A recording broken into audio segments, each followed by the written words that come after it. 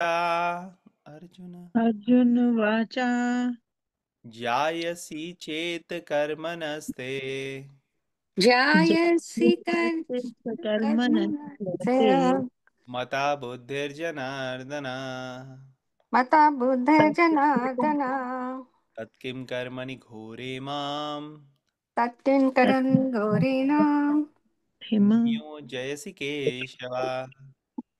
नियोजयसि नियोजयसि केशव। ओके, कौन वॉलंटियर करेगा रीड करने के लिए ट्रांसलेशन आज का? Any want to read? I will read. Please. Arjun said, O Janardana, O Keshav, why do you want to engage me in this ghastly warfare? If you think that intelligence is better than fruitive work. Purport. The Supreme Personality of Godhead, Sri Krishna, has very elaborately described the constitution of the soul in the previous chapter with a view of delivering his intimate friend Arjun from the ocean of material grief, and the path of realization has been recommended. Buddhi Yoga or Krishna consciousness. Sometimes Krishna consciousness is misunderstood to be inertia, and one with such a misunderstanding often withdraws to a secluded place to become fully Krishna conscious by chanting the holy name of Lord Krishna. But without being trained in the philosophy of Krishna consciousness, it is not advisable to chant the holy name of Krishna in a secluded place where one may acquire only cheap adoration from the innocent public.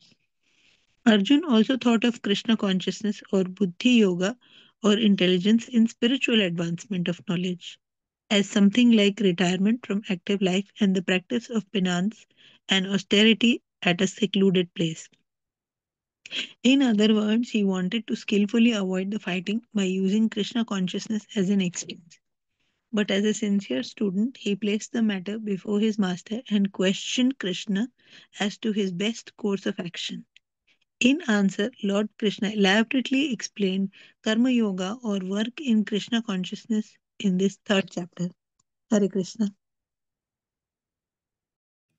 Hare Krishna. Okay, तो second chapter में discussion चल रही थी, कई सारी बातें बताई गई, और कृष्णा ने बताया था कि कैसे दूर रखो अवरम कर्मा को, गलत कर्म को दूर रखो, अबॉमिनेबल एक्टिविटीज को। तो अर्जुन यहाँ पे सोच रहे हैं कि अच्छा, अबॉमिनेबल एक्टिविटीज को दूर रखने के लिए बोला, लेकिन युद्ध करने के लिए मुझे इंकरेज कर रहे हो, ये तो अबॉमिनेबल है।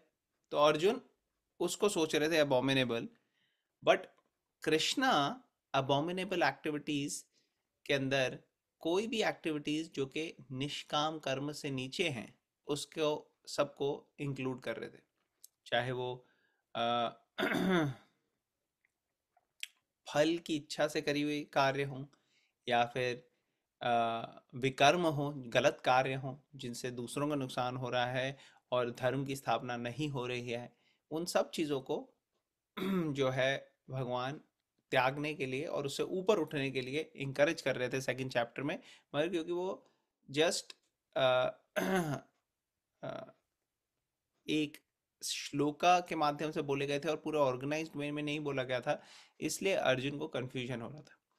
अब यहाँ पे पर्पट में हम देखते हैं प्रभुपाद जी एक्सप्लेन कर रहे हैं कि सेकंड चैप्टर में आत्मज्ञान के बारे में बताया भगवान ने, और भगवान ने अर्जुन को जिस तरीके से वो बहुत ज़्यादा परेशान हुए हुए थे, दुख में थे, उस दुख से बाहर लाने के लिए एक holistic bird's eye view picture दी कि कैसे पूरी सिचुएशन को आप देखो कि आप शरीर नहीं हो, आप आत्मा हो, और आत्मा की दृष्टि से, आत्मज्ञान की दृष्टि से हर समस्या को देखना चाहिए कि कैसे इससे अल्टीमेटली कैसे बाहर आया जाए और क्या हमारा कर्तव्य है इस उसमें, इस सिचुएशन में, और उस कर्तव्य का पालन करना सबसे ऊपर।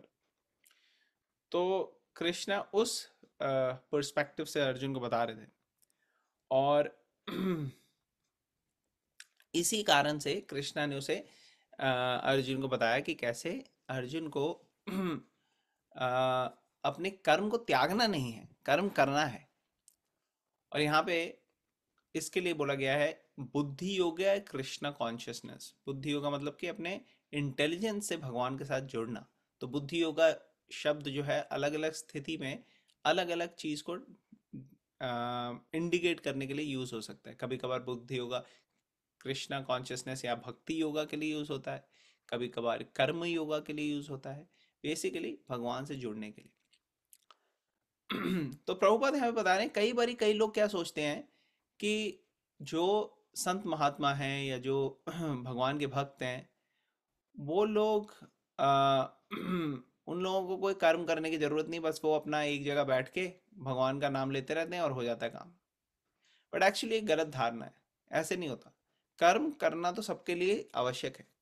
या तो भगवान के हाथ में एक इंस्ट्रूमेंट बन के काम करेंगे, या फिर माया के हाथ में इंस्ट्रूमेंट बन के काम करेंगे। और हमें चूज करना है हमें किसके हाथ में इंस्ट्रूमेंट बनना है, क्योंकि माया जो है वो भगवान की शक्ति है, वो टेस्ट करने के लिए हमें कि हम कैसे भगवान को चूज कर रहे हैं, या भगवान की तरफ जाने के लिए या भगवान से दूर जाने के लिए किस चीज को हम चूज कर रहे हैं। तो प्रभुपाद यहाँ बता रहे हैं कि अकेले बैठ के जब करना है ऐसे, ये रिकमेंडेड नहीं है। आपको पहले ट्रेनिंग लेनी पड़ेगी। ट्रेनिंग हर चीज़ की होती है, जैसे हमने पहले भी डिस्कस किया है। किसी को अगर स्विमिंग भी करनी है तो उसके लिए सीखनी पड़ती है स्विमिंग, अदरवाइज आप सीधे पानी में कूद जाओ तो आपने कभी स्विमिंग सीखी नहीं, करी नहीं। तो इंसानों के लिए ऐसे नेचुरली नहीं आती स्विमिंग। तो उसी तरीके से कई सारी चीज़ों में हमारे को एक गाइड चाहिए, मेंटर चाहिए, कोच चाहिए, स्पोर्ट्स हो कोई भी फील्ड हो। उसी तरह स्पिरिचुअलिटी में भी हमें ट्रेनिंग चाहिए, ट्रेनिंग चाहिए, अदरवाइज हमारा मन इधर उधर भागेगा।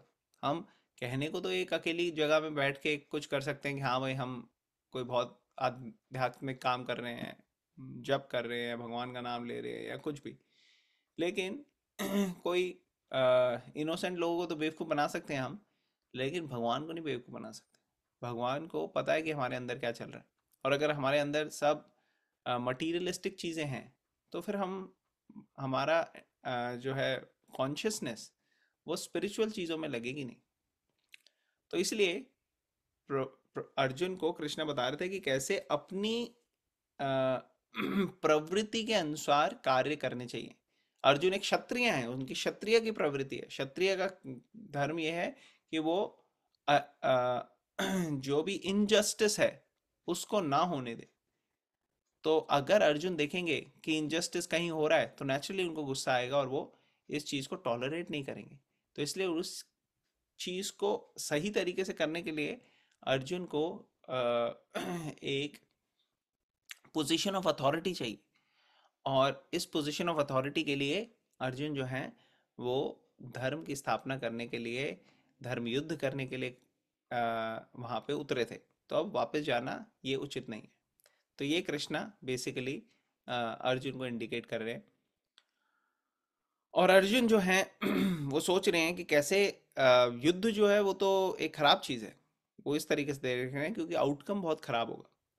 तो अर्जुन सोच रहे हैं नहीं रिटायर, जैसे कई लोग सोचते हैं कि रिटायर हो जाते हैं हम, कोई टफ सिचुएशन होती है ना, कभी कोई बहुत ज़्यादा डिफिकल्ट लेना होता है डिसीजन, तो लोग सोचते हैं हम काम से रिटायर हो जाते हैं, या फिर हम यू नो घर बार छोड़ देते हैं। इस तरीके से लोग जो है विड्रॉ करने की कोशिश करते हैं उस परिस्थिति से।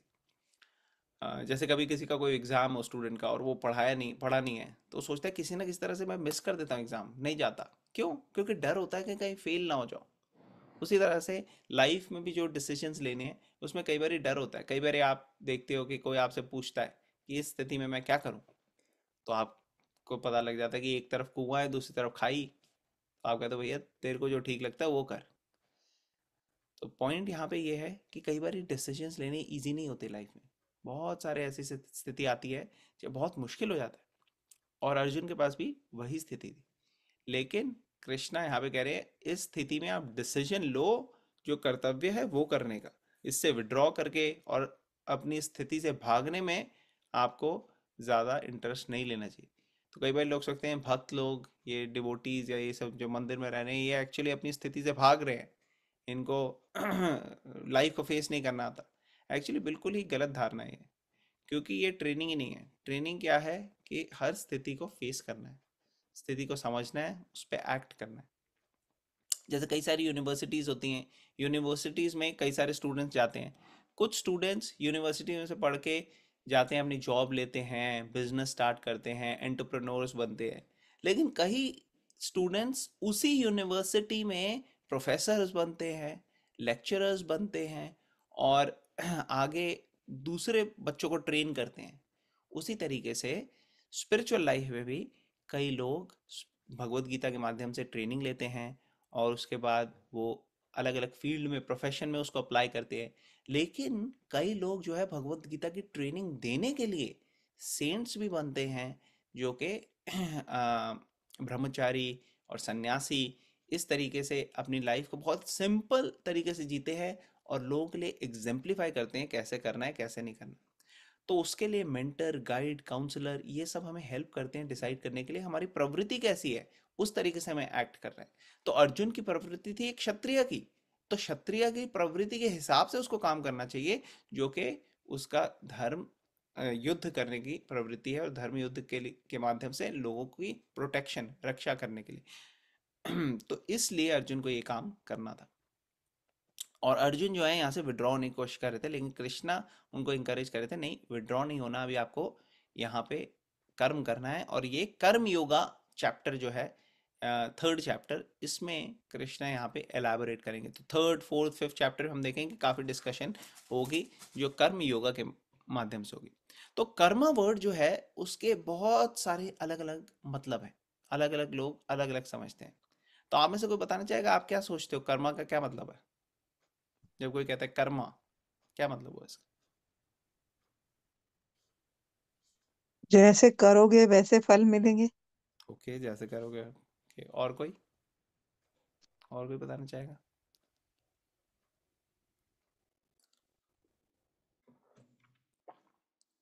तो कर्मा जो भी वर्ड, हम कर रहे हैं उसका रिएक्शन जो होगा।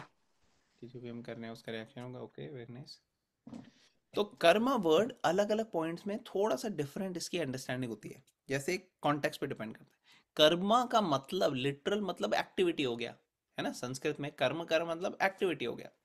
लेकिन कर्मा कई बार यूज होता है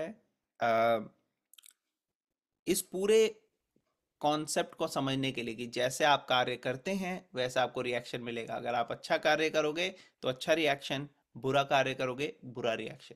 तो इस पूरे साइकिल को, इस पूरे कॉन्सेप्ट को, इस पूरे लॉ को कर्मा भी बोला जाता है कई बार, लॉ ऑफ कर्मा या फिर सिर्फ कर्मा। फिर कई बारी लोग इसलिए भी यूज करते हैं कि ये तो आपका कर्मा था, इसका मतलब ये है कि आपको रिएक्शन जो मिल रहा है अभी वो आपके कार्यों का रिएक्शन है। जैसे एनी ने बोला कि ये कर्तव्य जो आप पूरा साइकिल है उसका है। और फिर अभी ये भी बोला गया मम्मी ने कि कैसे जो रिएक्शंस आ रहे हैं वो भी कर्मा इंडिकेट करते हैं। और कर्मा का एक और मतलब ये है कि जब हम कर्मा, विकर्मा, अकर्मा, ये तीन चीजें डिस्कस करेंगे आने वाले टाइम में, आने वाले श्लोका में, वहां पे कर्मा का मतलब होता है अच्छे कर्म। जैसे आपने कोई अच्छा कर्म किया, उससे आपको अच्छा रिजल्ट किया, पायस कर्म, उसको भी कर्मा कहते हैं। तो अलग अलग पॉइंट में कर्म अलग अलग होता है। लेकिन कर्म योग क्या है? जैसे मेरे को याद है, मैं एक बार कॉलेज में था, तो कॉलेज में मैंने शुरू किया भगवत गीता वगैरह पढ़ना। तो एक मेरा बैचमेट था, वो ये कहता है कि हाँ कर्मा, सॉरी भगवत गीता, मेरे पिताजी ने मुझे इंकरेज किया है कि मैं कर्म योग करूं। तो मैंने तो पूछा, अच्छा कर्म योग और नॉर्मल चीज़ें जो कर रहे हैं लोग, एक्टिविटी, इन दोनों में फ़र्क क्या है? तो उसको समझ नहीं आया। उसको लगा कर्म योग मतलब कि जो हम काम कर रहे हैं बस वो करते रहे। तो मैंने कहा फिर वो कर्म योग कैसे हुआ, योग का क्या मतलब है? तो उसको जवाब नहीं दे पाया। वो कहता मुझे नहीं पता। तो योग का मतलब होता है, योग वर्ड जैसे हमने पहले डिस्कस किया कि एक रूट वर्ड युज से आया है, जिसका मतलब होता है टू कनेक्ट, भगवान के साथ कनेक्ट करना। और अम, कर्म योगा मीन्स कैसे अपनी एक्टिविटीज, कर्मा को करके हम भगवान से जुड़े। ये पूरा कॉन्सेप्ट जो है ये कर्म योगा का है। तो अर्जुन को इस पर्टिकुलर सेक्शन में ये समझाया जा रहा है कि कैसे आपको कर्म योगा जो है उसको प्रैक्टिस करना है। तो अभी हम अगले श्लोक में देखेंगे अर्जुन एक और क्वेश्चन आगे इसी को एलैबोरेट करेगा और उसके पर्पट में भी प्रभुपाद ने इस चीज़ पे एलैबोरेट किया है। तो हम वो डिस्कस करेंगे। किसी का कोई क्वेश्चन अभी तक इस पर्टिकुलर सेक्शन में, मतलब इस पर्टिकुलर श्लोका में? अभी तक इसमें सिर्फ यही अर्जुन ने कहा है कि मेरे को आप युद्ध में क्यों लगा रहे हो, अगर आपको लगता है कि जो है इंटेलिजेंस है वो बेटर है फ्रूटिव वर्क से। क्योंकि ये सेकंड चैप्टर में कृष्णा ने बोला था कि फ्रूटिव वर्क ये बहुत अच्छा नहीं है। ओके, तो चलते हैं हम नेक्स्ट श्लोका पे। आप में से किसी को भी कोई क्वेश्चन हो या कोई पॉइंट आपने रेज करना हो तो आप अनम्यूट करके बोल सकते हैं। व्यामिश्रेणेव वाक्येन व्यामिश्रेणेव वाक्येन आख्यानानां बुद्धिं मोहायसीव मे। बुद्धिं मोहाय सेव मे तदेकं वद निश्चित्य तदा एकं वद निश्चित्य येन श्रेयोऽहमाप्नुयाम्। येन श्रेयोऽहमाप्नुयाम्। ओके, कौन पढ़ेगा ये ट्रांसलेशन? कोई अवेलेबल है ट्रांसलेशन और पर्पट? ओके, ट्रांसलेशन मैं पढ़ता हूँ। My intelligence is bewildered by your equivocal instructions. Therefore, please tell me decisively which will be most beneficial for me. तो यहाँ अर्जुन कह रहे हैं कि मैं बिल्कुल कंफ्यूज हो गया हूँ, आप तो दोनों बातें कह रहे हो, मुझे ऐसा लग रहा है, मेरी बुद्धि को ये समझ में आ रहा है कि दोनों तरफ से बोल रहे हो आप ये बताइए कि मेरे लिए सबसे सही क्या होगा। तो ये एक स्पिरिचुअली एडवांस व्यक्ति के लक्षण है। वो ये नहीं कहता कि ये मेरे लिए बेस्ट है भगवान, ये आप पूरा करो। हम जनरली क्या करते हैं, हम कहते हैं हमारे को ये बेस्ट है भगवान, यही हमारे को दो आप, बस हम फाइनल वर्डिक्ट करते हैं भगवान ये दो, ये हो जाए, ऐसा हो जाए, वैसा हो जाए। लेकिन यहाँ अर्जुन कह रहे हैं कि आप बताइए क्या हमारे लिए बेस्ट है और वो मेरे को करना है। इसका मतलब ये आप समझते हैं कि भगवान जो है उनका प्लान मेरे प्लान से बेटर है। तो हमें भी ऐसे प्रार्थना करनी चाहिए भगवान से कि भगवान का प्लान जो है वो हमारे प्लान से बेटर है। भगवान आप बताइए कि क्या है मेरे लिए सबसे ज़्यादा उपयुक्त, क्या बेस्ट है मेरे लिए, और मैं वो कर सकूं। तो ये एक भक्त के लक्षण है। तो पर्पट पढ़ते हैं। पर्पट में प्रभुपाद I कह रहे can हैं। read that part. हाँ जी please. Perfect. In the previous chapter, as a prelude to the Bhagavad Gita, many different paths were explained, such as Sankhya Yoga, Buddhi Yoga, control of the senses by intelligence, work without fruitive desire, and the position of the neophyte. This was all presented unsystematically. A more organized outline of path would be necessary for action and understanding. Arjuna therefore wanted to clear up these apparently confusing matters so that any common man could accept them without misinterpretation. Although Krishna had no intention of confusing Arjuna by any jugglery of words, Arjuna could not follow the process of Krishna consciousness, either by inertia or by active service. In other words, by his questions, he is clearing the path of Krishna consciousness for all students who seriously want to understand the mystery of Bhagavad Gita. Hare Krishna. हरे कृष्णा। तो ये सारी topic जो हैं ये पिछले chapter में touch upon किए थे, लेकिन ज़्यादा सिस्टमैटिकली ऑर्गेनाइज्ड वे में एलैबोरेट किए जाएंगे अब आने वाले सेक्शन।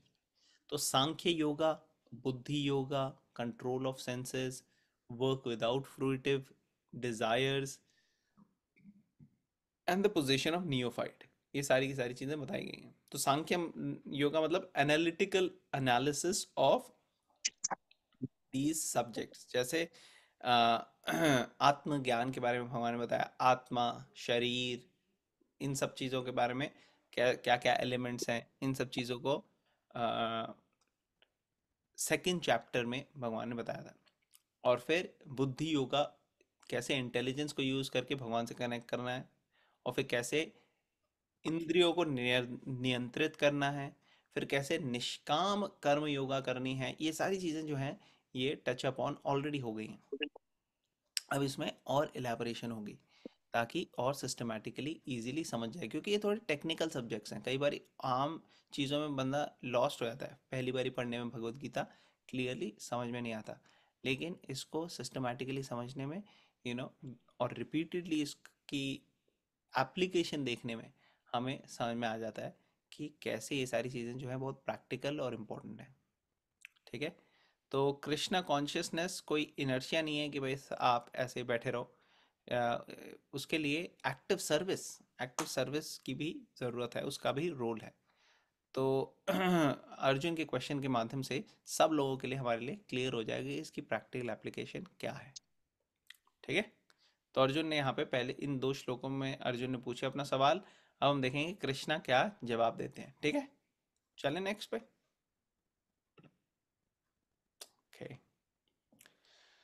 श्री भगवान वाचा, श्री भगवान, श्रीभगवानुवाच लोकेस्मिन् द्विविधा निष्ठा, लोकेस्मिन् द्विविधा, लोकेऽस्मिन् द्विविधा निष्ठा पूरा प्रोक्ता मया नघा, पूरा प्रोक्ता, पुरा प्रोक्ता मया नघा ज्ञान योगेन सांख्यानां, ज्ञानयोगेन साङ्ख्यानां कर्म योगेन योगिनां, कर्मयोगेन कर्मयोगेन योगिना। योगिनम्।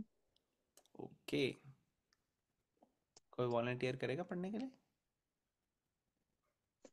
I can read, Prabhuji. Please पढ़िए। The Supreme Personality of Godhead said, O sinless Arjun, I have already explained that there are two classes of men who try to realize the self. Some are inclined to understand it by empirical philosophical speculation and others by devotional service. Purport. In the second chapter, verse 39, the Lord explained two kinds of procedures, namely Sankhya Yoga and Karma Yoga or Buddhi Yoga. In this verse, the Lord explains the same more clearly. Sankhya Yoga, or the analytical study of the nature of spirit and matter, is the subject matter for persons who are inclined to speculate and understand things by experimental knowledge and philosophy. The other class of men work in Krishna consciousness, as it is explained in the 61st verse of the second chapter. The Lord has explained also in the 39th verse that by working by the principles of Buddhi Yoga or Krishna consciousness, one can be relieved from the bonds of action, and furthermore, there is no flaw in the process. The same principle is more clearly explained in the 61st verse that this Buddhi Yoga is to depend entirely on the Supreme, or more specifically on Krishna. And in this way, all the senses can be brought under control very easily. Therefore, both the yogas are interdependent as religion and philosophy.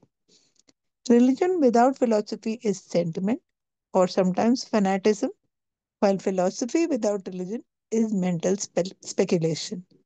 The ultimate goal is Krishna because the philosophers who are also sincerely searching after the absolute truth come in the end to Krishna consciousness. This is also stated in the Bhagavad Gita.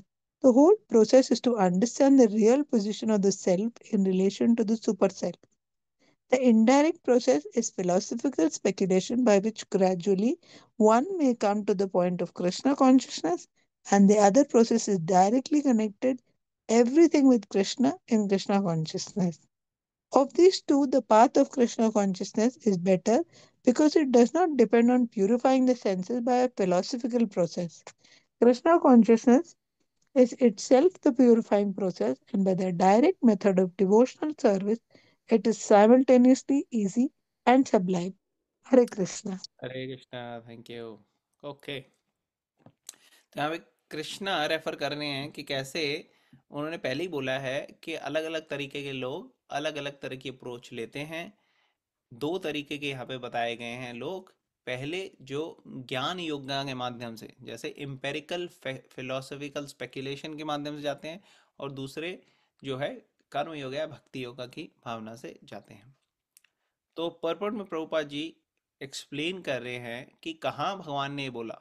तो 39th verse में भगवान ने बोला था पिछले chapter में, और उसमें उन्होंने कहा था कि अभी मैंने एनालिटिकल स्टडी के माध्यम से बताया, ज्ञान के माध्यम से बताया, अब मैं आपको बताऊंगा निष्काम कर्म योगा के माध्यम से।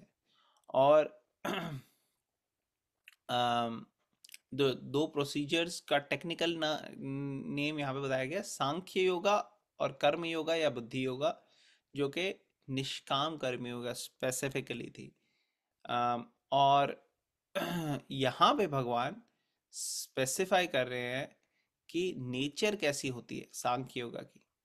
एनालिटिकल स्टडी, जब एनालिसिस करते हैं चीज़ों का, तो उसमें कई बारी स्पेक्यूलेट करते हैं लोग, और उसमें जो जो इंटेलिजेंट लोग हैं जो है वो उसका मतलब निकालने के लिए जब स्पेक्यूलेट करते हैं तो वो अंडरस्टैंड करने की कोशिश से करते हैं, और उसके लिए अगर क्या कहते हैं लोग प्रयास करेंगे तो उसको ज्ञान योगा कहा गया। लेकिन साथ ही साथ अगर वो कर्म नहीं करेंगे और इंगेज नहीं करेंगे, ठीक है, तो वो इनकम्प्लीट रहेगी। दूसरी सेक्शन यहाँ पे बताया गया है जो कर्म योगा के माध्यम से बढ़ रहे हैं, कर्म योगा और बुद्धि योगा के, और इससे आप अपने कर्म बंधन से बाहर आ सकते हो, और इसमें कोई फ्लॉ नहीं है, कोई खराबी नहीं। तो 61st वर्स बुद्धि योगा जो है पिछले चैप्टर में बताया गया है, बुद्धि yoga is to depend entirely on the supreme and in that way all senses can be brought under control very easily। तो उसमें बताया गया है कि कैसे अपने इंद्रियों को कंट्रोल में रखना और भगवान में कॉन्शियसनेस फिक्स रखना, इससे बाहर आया जा सकता है। अब प्रभुपाद जी यहाँ पे बड़ा इंपॉर्टेंट पॉइंट बता रहे हैं कि देखो ये दो पाथ जो है ये टोटली एक्सक्लूसिव नहीं है कि सिर्फ आप ज्ञान या फिलॉसफी के माध्यम से जाओ, और या फिर आप कर्मा भक्ति या फिर रिलीजन के माध्यम से जाओ, क्योंकि दोनों का बैलेंस होना चाहिए। अगर आप फिलॉसफी समझ रहे हैं तो उसकी प्रैक्टिकल एप्लीकेशन के लिए कर्मा भी लगेगा, उसकी प्रैक्टिकल एप्लीकेशन के लिए रिचुअल्स भी लगेंगे, और ये पूरी की पूरी जो चीज़ है वो अपने में एक कंप्लीट फिलॉसफी और कंप्लीट रिलीजन बनाएगी।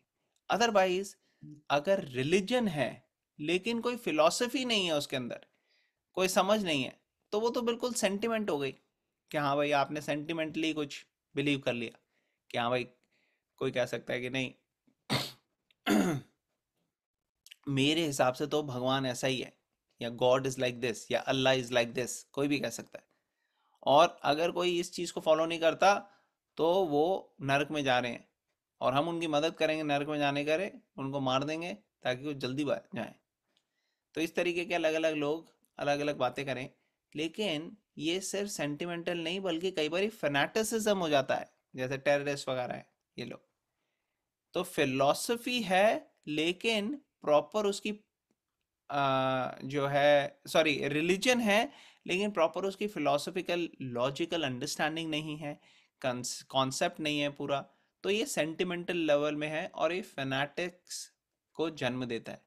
लेकिन आपके पास फिलॉसफी है, लेकिन आपके पास प्रैक्टिकली उसको यूज करने के लिए रिचुअल्स नहीं है और रिलीजन नहीं है, तो वो फिर मेंटल स्पेक्यूलेशन होता है। जैसे कई बार यूनिवर्सिटीज में या अलग अलग जगह हम देखते हैं फिलोसोफर्स वो अलग अलग थ्योरीज बनाते हैं, और फिर वो बस बना के अपने आप को पॉपुलराइज करने के लिए चीज़ों को तोड़ मड़ोड़ते रहते हैं। एक फिलोसोफर दूसरे को कॉन्ट्राडिक्ट करके और कोई नई तरीके की चीज़ें बताता है। तो ये बेसिकली मेंटल स्पेक्यूलेशन है, इसके कोई प्रैक्टिकल एप्लीकेशन बहुत लिमिटेड है।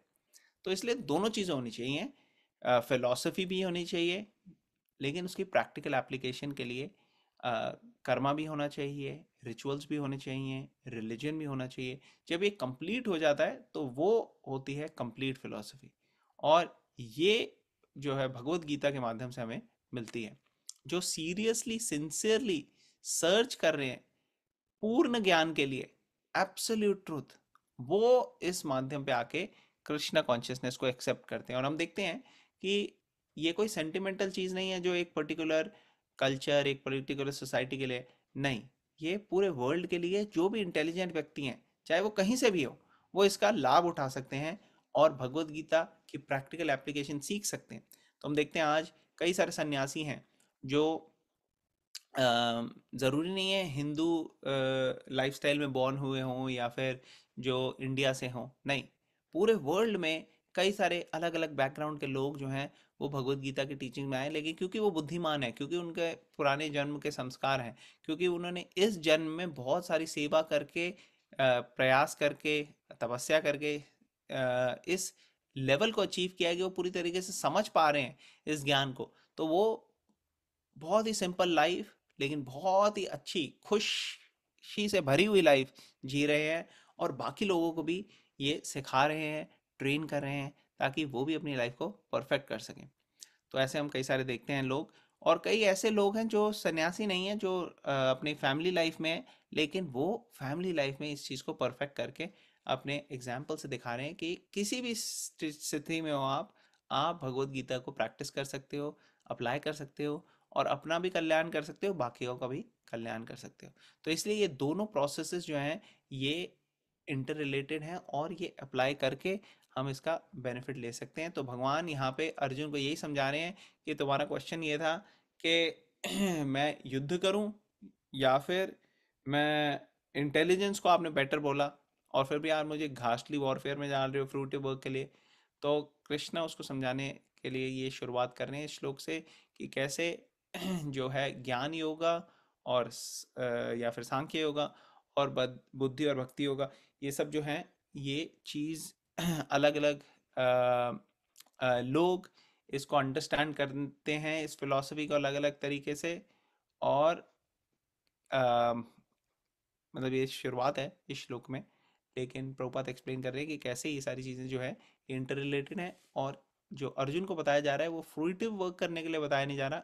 अर्जुन को जो बताया जा रहा है वो हाईएस्ट लेवल का वर्क करने के लिए बताया जा रहा है, जिससे वो भगवान के साथ कनेक्ट हो पाए। तो ये आने वाले श्लोका में और एलैबोरेट होगा। अभी के लिए आई थिंक हम यहीं पे पॉज करते हैं, ताकि इस पर्टिकुलर श्लोका में और इससे पहले वाले श्लोका में अगर किसी का कोई डाउट हो, कोई पॉइंट्स हो, तो हम वो अभी क्लैरिफाई कर सकें। तो एनी क्वेश्चंस? किसी का कोई क्वेश्चन, कमेंट, कोई पॉइंट, रियलाइजेशन, रिफ्लेक्शन? क्योंकि अभी इसी पर्टिकुलर एस्पेक्ट में कृष्णा आने वाले श्लोकों में कई सारे बहुत वैल्यूएबल पॉइंट्स बोलेंगे, तो इसलिए मैं टाइम देना चाहता हूँ ताकि यहाँ तक सबको क्लियर हो जाए कि अर्जुन ने क्या क्वेश्चन पूछा और कृष्णा ने पहले श्लोक में क्या बोला, कि अलग अलग तरीके के लोग हैं जो कि फिलोसफिकल एम्पिरिकल स्पेकुलेशन से या फिर कर्म योगा या भक्ति योगा से भगवान की तरफ बढ़ते हैं, या फिर अंडरस्टैंड करते हैं या रियलाइज करते हैं इस पर्टिकुलर एस्पेक्ट को। ओके, तो लगता है कि किसी का कोई क्वेश्चन, कमेंट, कोई पॉइंट नहीं है। सिर्फ ये सेकंड श्लोक का मैं मतलब ये फोर्थ श्लोक का मैं ट्रांसलेशन अभी पढ़ूंगा, इसकी डिटेल डिस्कशन हम करेंगे नेक्स्ट वीक। तो यहाँ पे भगवान उसी की कंटिन्यूएशन में कह रहे हैं, not by merely abstaining from work can one achieve freedom from reaction, nor by renunciation alone one can attain perfection। तो अगर अर्जुन सोच रहे हैं कि नहीं नहीं मैं काम नहीं करता, मैं युद्ध नहीं करता, तो उससे वो बच जाएंगे, उनको रिएक्शन नहीं मिलेंगे। ऐसा नहीं होने वाला। अगर अर्जुन सोच रहे मैं युद्ध नहीं करूंगा ताकि मुझे सिंफुल रिएक्शंस ना मिले, नहीं, ऐसा नहीं होने वाला। अगर आप सोच रहे हो त्याग की भावना से मैं रिनाउंस कर देता हूँ, रिटायर हो जाता हूँ, तो उससे मेरे परफेक्ट हो जाऊंगा, ऐसा भी कोई ज़रूरी नहीं। तो इसमें कृष्णा और एलैबोरेट करेंगे, बट बेसिकली ये उसी क्वेश्चन के आंसर के एलैबोरेशन में कृष्णा बता रहे हैं। ठीक है, तो we'll discuss this next week. अगर किसी का कोई क्वेश्चन, कमेंट, कोई पॉइंट नहीं है, तो I think we'll conclude for today. All right, thank Yes, you very much. Prabhuji. Thank you, thank you, Prabhuji.